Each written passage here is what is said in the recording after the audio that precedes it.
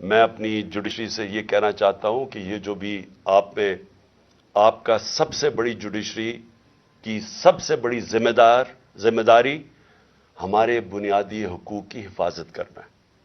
یہاں جس طرح یہ رجیم چینج کے بعد جس طرح بنیادی حقوق ختم کیے گئے ہیں، لوگوں کو لاوارث چھوڑ دیا ہے، سمجھ نہیں ہے لوگ جائیں کدھر انصاف کے لیے.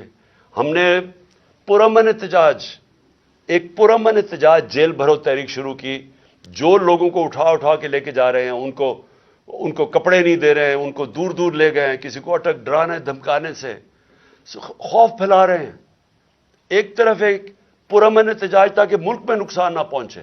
اب ہماری قوم آگے مشکل میں ہے، مہنگائی میں ڈوب گئی.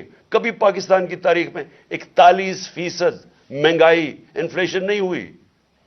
چھوڑ کے گئے تھے 12% تھی، آج 41% ہے. ہم اس کے احتجاج کریں کہ چور اوپر بٹھا دیے، NRO مل گیا ہے پکڑ کے. یہ حالات ہوتا ہے، سب کو ڈرانا دھمکانا، جرنلسٹ کو، صحافیوں کو، ٹی وی چینلز کو.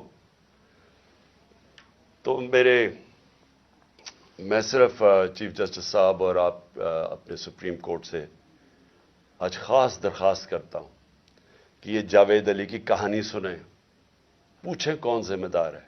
کہیں تو لائن ڈرا کریں کہ اب تو ان کو خوف تو ہو کہ کوئی کھڑا ہے ان کے لیے، عوام کے لیے، عوام کے ساتھ کھڑا ہے. کوئی تو ایکشن لیں تاکہ عوام کو کوئی حوصلہ ہو کہ ہماری عدلیہ ہمیں بچائے گی. کون بچائے گا جاوید؟